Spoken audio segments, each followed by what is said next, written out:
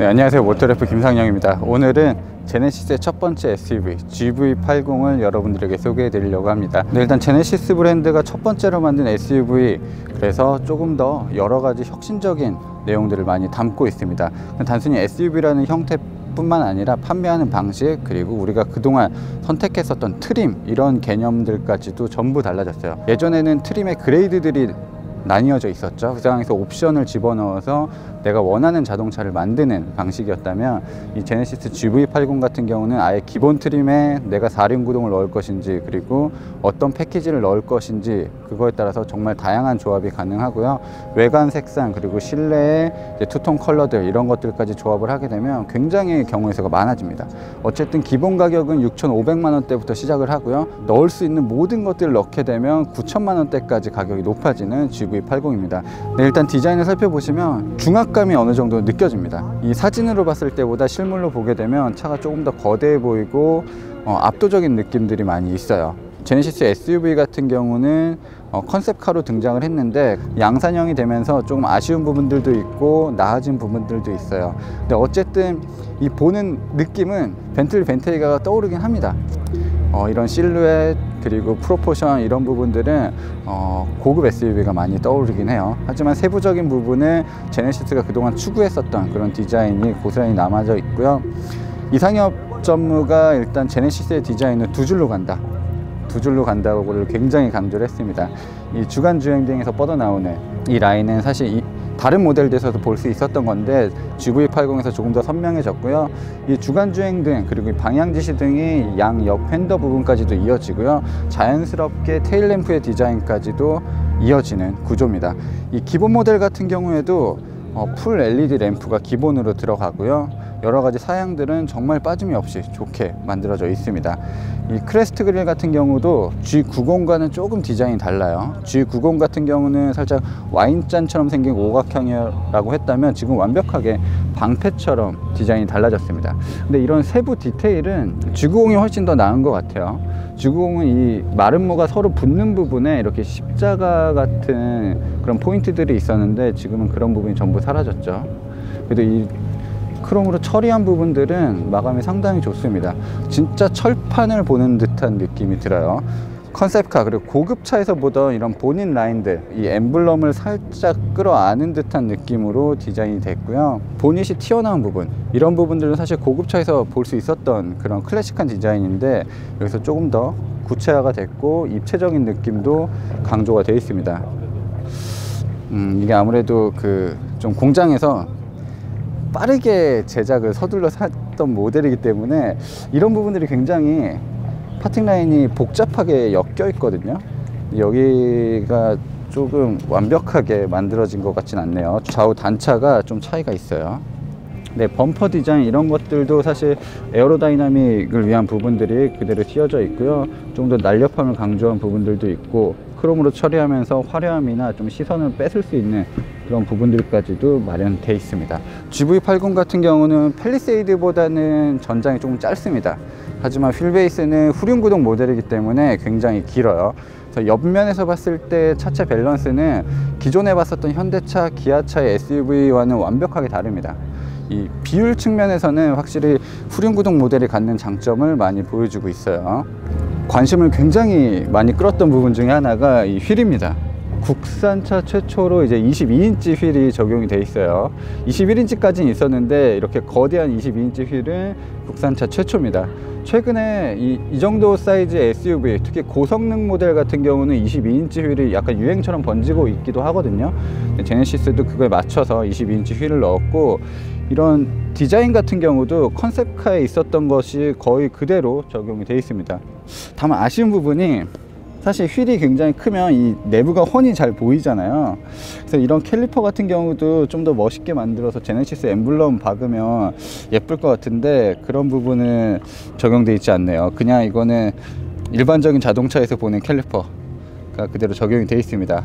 조금 세련된 SUV, 고급스러운 SUV를 표방하기 때문에 이런 부분들도 사실 일반적인 SUV는 검은색 플라스틱으로 처리하는 경우가 많은데 지금 바디 색깔과 동일하게 처리를 해놨고요. 옆면에서도 크롬 라인이 굉장히 진하게 되어 있고 좀 화려한 그런 느낌이 많이 듭니다. 별도의 버튼 없이 손잡이를 열면 문이 열리는 방식이고 소프트 클로징까지도 적용이 되어 있습니다.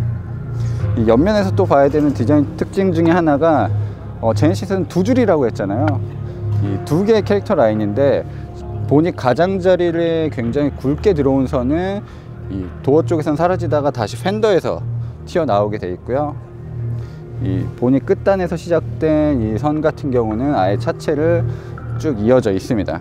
좀 역동성을 좀 강조하는 부분이겠고요. 저는 개인적으로 가장 마음에 들었던 부분 중에 하나는 이 C필러 부분의 디자인, 이 쿼터 글라스의 디자인이 개인적으로는 괜찮았습니다.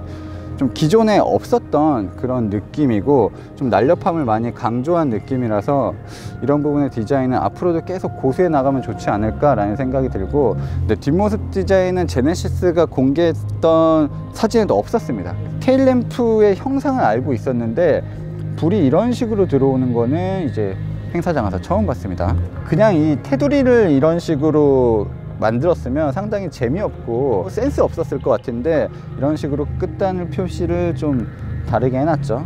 그래서 조금 속도감도 느껴지고 볼륨감도 많이 느껴집니다. 뒤에 이런 디자인도 선을 이렇게 LED를 얇게 들어오게 하는 경우가 흔치 않거든요. 근데 굉장히 밝기도 일정하게 만들어놔서 좀 신경을 많이 쓴 느낌이고, 이 안에서 마치 거울처럼 반사되는 느낌이 들어서 상당히 좋습니다. 입체적인 느낌이 세요. 디젤 모델 같은 경우는 별도의 머플러가 없어요.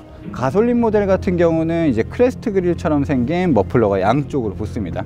디젤 모델은 그냥 이렇게 깔끔하게 처리가 되어 있어요. 자, 트렁크 같은 경우는 이 와이퍼 밑부분에 버튼이 있습니다. 좀 너무 고급스럽지가 않은데? 소재가 상당히 좋네요. 일단 확실히 프리미엄을 표방하는 자동차니까 이 안쪽 내부, 뭐 트렁크 안쪽의 마감들까지도 꽤 훌륭한 편입니다. 그리고 전동으로 트렁크를 접을 수 있어요. 시간이 조금 오래 걸리긴 하네요. 공간 자체도 상당히 넓습니다. 기본적으로 7인승까지 있는 모델이거든요. 7인승은 이제 100만 원이 추가되는데 이 5인승으로 사용했을 때가 이 공간을 실용적으로 사용할 수 있을 것 같아요. 와, 진짜 화려하기 그지 없습니다. 정말 다양한 제네시스 브랜드의 차를 경험했는데 이 차는 그들보다도 확실히 조금 더 신경을 많이 쓴 흔적이 보이네요. 이 쿼터 글라스만 이중 접합 유리가 아니고 나머지는 전부 이중 접합 유리가 사용이 되어 있습니다. 자, 그리고 스피커가 일단 여기 두 개가 있죠. 스피커도 일단 이쪽에 두 개가 있고 밑에도 있어요. 렉시콘 프리미엄 오디오 시스템을 선택하게 되면 총 18개의 스피커가 들어간다고 합니다. 3열까지 스피커가 있어요. 근데 시트 옵션을 설정하게 되면 2열 같은 경우는 전동으로 전부 움직일 수가 있습니다. 올라오고 앞뒤로도 전동으로 조절할 수 있습니다. 근데 이게 왜 이렇게 느리지? 등받이는 좀 빠른 편이, 오, 많이 누를 수 있네요. 가죽 질감, 이거는 진짜 벤츠 같은 느낌도 들거든요. 가죽의 질감이나 쿠션감도 상당히 좋고 이 형상 자체도 지금 옆구리가 튀어나와 있잖아요. 그래서 몸을 좀 감싸 안아주는 그런 느낌이 강합니다. 뒤에서 별도로 엔터테인먼트 시스템을 조작할 수 있는 부분은 없네요. 네, 가솔린 모델 같은 경우는 뒤에서도 어느 정도 그런 엔터테인먼트 시스템을 조작할 수 있는 그런 부분들이 추가될 것 같습니다. 그리고 송풍구도 마련이 되어 있고요. 뒷좌석 통풍까지도 있어요. USB 포트 그리고 220V 단자까지도 마련이 되어 있네요. 네, 천장에 이렇게 거울 그리고 조명까지도 있고요. 조명도 LED가 상당히 은은하게 들어오네요. 이 햇빛 가리개도 전동으로 조절이 가능합니다. 그리고 썬루프 같은 경우도 이 정말 2열에서 하늘을 쉽게 볼 수 있을 정도로 이렇게 뻥 뚫려져 있습니다. 자, 썬루프는 이 앞쪽만 다 열립니다. 이 천장 소재도 좋네요. 스웨이드 재질로 천장을 잘 마무리를 했고, 이 앞쪽에 무릎이 닿을 수 있는 부분들 여기도 약간의 쿠션도 있고 인조 가죽으로 잘 덮어 놨습니다. 확실히 손에 닿는 부분들은 촉감이 상당히 좋아요. 와, 이거 지금 스티어링 휠이 정말 얘기가 많았거든요. 여기 럭비공이 하나 박혀 있습니다. 느낌이 정말 생소해요. 신기합니다. 그립이 안 좋을 것 같은데 손에 잡히는 느낌은 좋아요. 좀 굴곡이 어느 정도 있어서 전혀 손잡는 데 불편함이 없고, 오히려 버튼 조작하는 것들도 뭐 어려움이 없을 것 같아요. 버튼도 이거 완벽하게 새로 만든 거거든요. 지금 이 실내에 있는 버튼은 거의 다른 차가 공유하는 게 없는 것 같아요. 독특합니다. 독특한데 좀 이상해요. 그리고 가죽 소재뿐만 아니라 원목, 일단 소재가 상당히 좋거든요. 소재가 상당히 좋은데 이 핸들 윗부분에 이 플라스틱은 이런 건 좀 아쉽네요. 여기 좀 더 고급스럽게 가공을 해줬으면 좋을 것 같은데, 이거 소리 들리시죠? 소재 차이가 너무 심하다 보니까 느낌이 그렇게 썩 좋진 않습니다. 도어 쪽에서 윈도우 그리고 사이드미러 조절하는 부분도 완벽하게 디자인을 새롭게 했고 크롬으로 도금까지도 처리를 해놨습니다. 그것뿐만 아니라 이쪽에 있는 이 와이퍼 그리고 방향지시 등에 있는 이 레버 같은 경우도 디자인을 새로 했죠. 자, 그리고 센터 콘솔 쪽에 있는 이게 크리스탈 같은 느낌이네요. 다이얼이 그냥 생 플라스틱이 아니라 안쪽이 좀 비치고 안쪽에서 조명까지도 나오는 그런 상황입니다. 이건 진짜 예쁘네요. 그리고 이쪽 부분은 이제 모니터를 설정하는 부분인데 이 돌리는 감각 좋습니다. 조그 셔틀 움직이는 건 좋은데 이걸로 무언가를 조작하기는 쉽진 않은 것 같아요. 이게 터치까지 되네. 그리고 뭐 두 손가락으로 삭제, 띄어쓰기 이런 것들까지도 가능합니다. 좋네. 메뉴도 엄청 많고 디자인이 전부 싹 바뀌었죠. 그리고 이 모니터 자체도 고급 세단이 이제 12.3인치, 12.3인치 이렇게 쓰지만 제네시스 같은 경우는 14.5인치 굉장히 큰 디스플레이, 와이드 디스플레이가 놓였어요. 근데 아쉬운 부분은 이렇게 누르는 게 그렇게 편하진 않아요. 이쪽 부분 이 반 정도는 잘 눌리는데 지도 봐. 요 끝에 누르려면 이렇게 허리를 빼야 돼요. 근데 이거 잘 만들었다. 이 나무 재질도 괜찮네요. 제가 원래 우드 트림 별로 안 좋아하는데 이 정도 원목을 가공한 거면 괜찮습니다. 공조 시스템을 따로 이렇게 빼놔서 터치를 할 수 있는 부분들도 정말 좋고요. 이 안에도 디스플레이를 조절할 수 있는 몇 가지 핵심적인 기능들은 버튼으로 마련을 해놨습니다. 이게 보조석에 타시는 분의 왼쪽 무릎이 닿는 부분인데 이런 부분도 쿠션을 상당히 많이 넣고 가죽으로 처리를 해놨습니다. 네, 엔진 레이아웃이 다른 제네시스와는 완벽하게 달라요. 이 차 같은 경우는 일단 V형 엔진을 쓰고 있지 않고요. 직렬 6기통 엔진을 쓰고 있기 때문에 다른 G80이나 G90과는 좀 차이가 있습니다.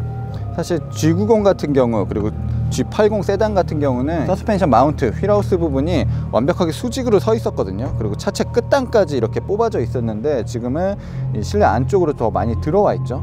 들어와 있고 이 스트럿바 같은 경우도 엔진 자체가 이렇게 작아지다 보니까 이런 식으로 조금 더 무게를 중심으로 잡고 조금 더 단단하게 강성을 확보할 수 있게끔 디자인이 됐습니다. 이쪽이 이제 공기가 들어가는 부분, 그리고 엔진이 가운데로 있는 부분이고요. 이쪽에 이제 터빈이 위치를 해 있습니다.